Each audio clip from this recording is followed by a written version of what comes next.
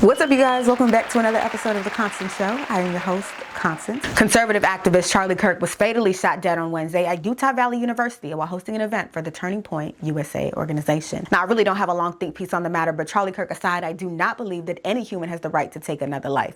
And you definitely should not be shot dead because you share different beliefs or opinions than I do.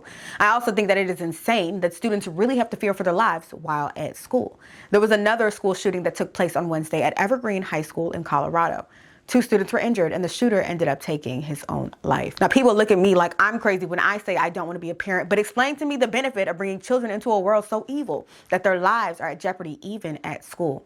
I really didn't want to touch on this topic because it is just too dark and too deep, but it is current news, so I felt like I had to talk about it. But we need to go ahead and switch gears because I don't have a solution to the madness. I don't even own a gun, and I don't even need to keep talking about this. So let's go ahead and get into something else. As you guys can see, I got my hair done and these pigtails are so freaking cute. However, this hairstyle has been disrupting my sleep. Now, I pulled the inspo from TikTok, but I'm gonna need y'all to start being upfront about what the sleep is hitting on with these hairstyles.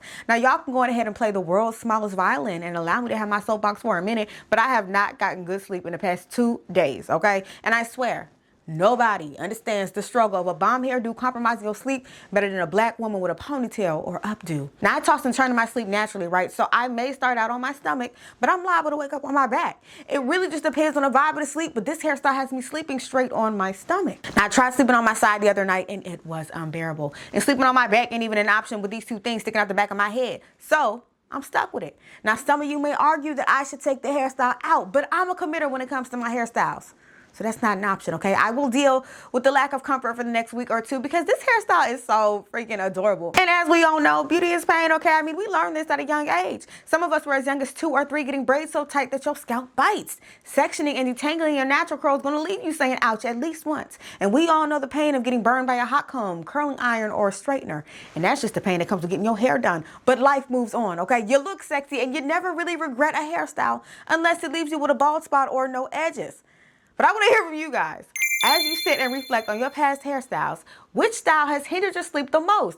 Go on ahead and leave a comment down below and let me know so that I can potentially avoid it, okay? Now, 50 Cent took to Instagram on Monday, September 8th to announce his plans of turning the classic Paid in Full movie into a show.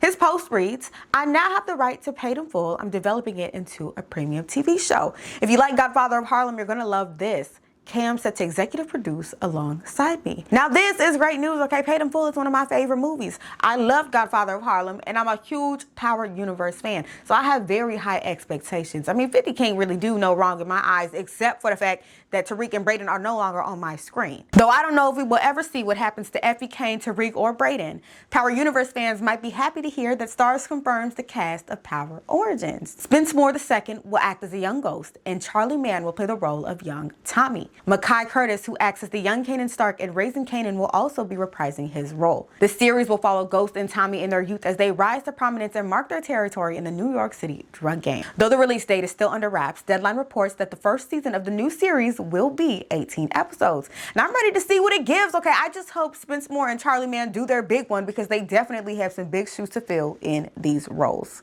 Now, have you guys heard about the Teacher Bae controversy? A teacher is being scrutinized for her provocative outfit choices. Meet Miss Williams, also known as Teacher Bae, a TikToker who's gone viral for her curvy figure and what some would deem as inappropriate outfits for a teacher. Let's take a look at her outfits, followed by a few reactions from social media users. My baddie, Teacher Bae neighbor. Look who at my door, you guys. Hey, Miss Williams. I gotta say this. Good morning, Miss Williams. Good morning. Happy Monday. Happy Monday.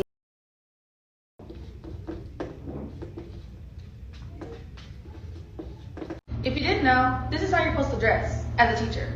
Fully clothed. Those boys are fantasizing about you. Then you might say, well, I can't control how my body looks. And you're right. But that teacher got a BBL. Girl, why you get a BBL to be a teacher?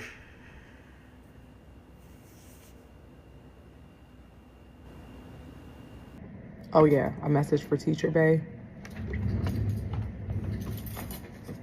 Absolutely unnecessary.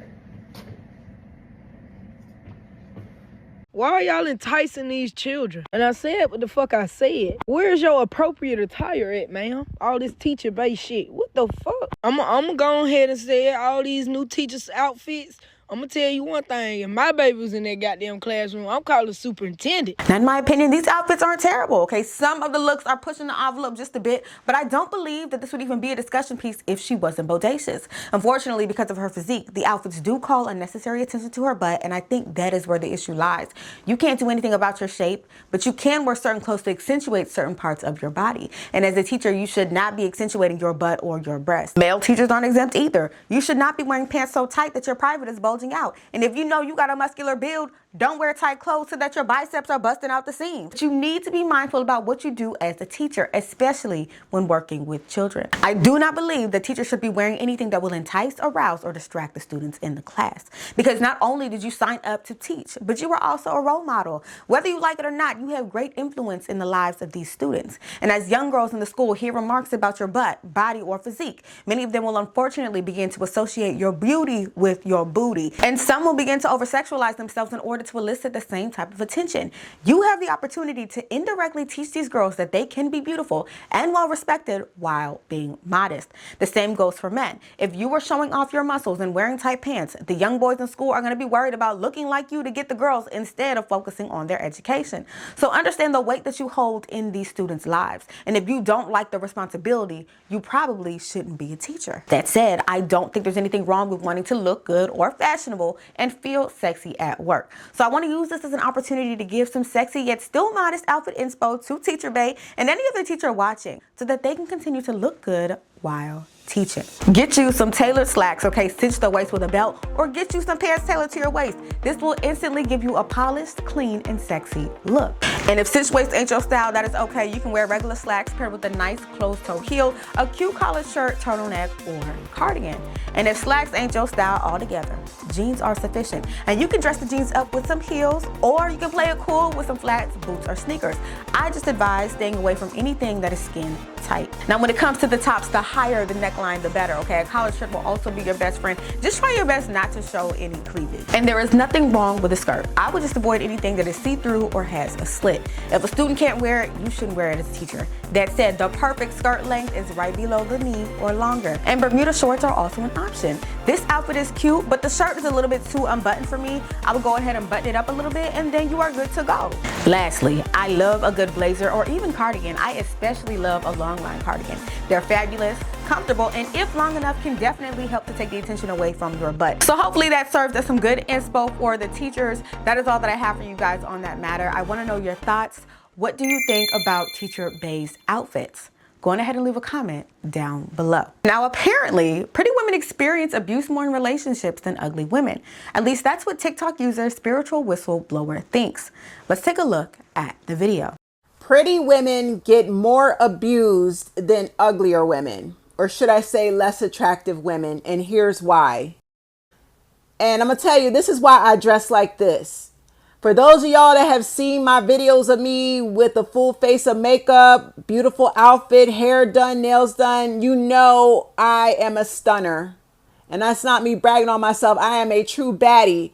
But my preference is to dress down like this, and I'll tell you why. Pretty women are punished and used for bait to make other women jealous and to attract DL men. We are used as bait while also being hated by men. So let's just say, ladies, you start dating a narcissistic man. He's a narcissist. You have no ideal he's abusive because y'all are in the beginning stages. He's doing everything right. He's courting you, dating you, whining and dining you, being a total gentleman. This is before he starts to switch up and starts the real abuse. Whole time he got a side chick in the cut. He doesn't make it known yet that he's cheating because he's still trying to sweep you off your feet and impress you with the love bombing. But at some point, he's going to stop love bombing you and he's going to switch up and pull back from treating you special. This is all a part of the grooming process. This is what we call intermittent reinforcement. Give a lot and then take it away. And the next time he gives you, it'll be less and less. He's training you to be satisfied with the bare minimum of breadcrumbing, okay? And while he's doing that, he's slowly going to introduce the side chick and pull her into the picture. Then you're going to start noticing patterns of him. He's going to start being mean to you. And the reason that he's being mean to you is because he's being nice to the side chick and he's laying up with her. You understand that an abuser cannot be nice to two women at the same time. If he's being mean and cruel to one woman, he's romancing and being nice to the other, but never both at the same time. So while he's love bombing you and treating you special, he's mistreating and bullying the side chick and telling her to stay hidden until he deals with her, until he's ready to deal with her. When he's ready to deal with her, then he's going to start treating her nice and he's going to start being mean to you. Another thing, if you're a really beautiful, attractive woman, this abusive, narcissistic man will use you to make all the women in his family jealous. His mama will be jealous of your beauty. His sister will be fucking jealous of your beauty. His nasty, dirty ass kissing cousins, the cousin he secretly slept with, because they do fuck their female relatives, oh, you know, and they flirt a lot. That kissing cousin's going to be jealous of you. If he has multiple baby mamas, yeah, them hoes is going to be jealous of you too, because you're drop dead gorgeous. Before I share my thoughts, I want to begin by saying there is never a valid reason for anyone to be abused or commit abuse. That said, I do not believe women are being abused because they are pretty. Women are being abused because their abuser is psychotic, insecure, and I hate to say it, but they can smell the desperation on a desperate woman, okay? I think we can all realize that the desire to want to beat on somebody that you claim to love is an indication that you are missing some screws. But in addition to that, I believe that a lot of abusers struggle with self-esteem. So not only can they identify when someone else has low self-esteem, but their internal beliefs, and rightfully so, have convinced them that not everyone is going to want to put up with them. So they find the prettiest and most naive woman that they can, and they milk the relationship until she wakes up and realizes she can do better. I don't want to discount this woman's experience, but I also don't want people to believe that their abuse is the result of their beauty.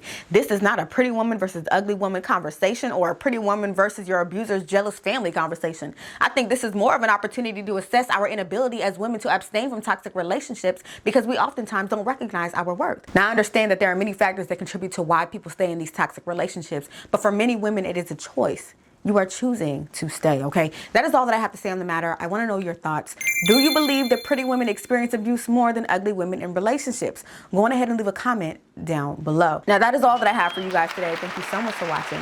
I love you guys. I appreciate you guys, and I will see you next time. Peace.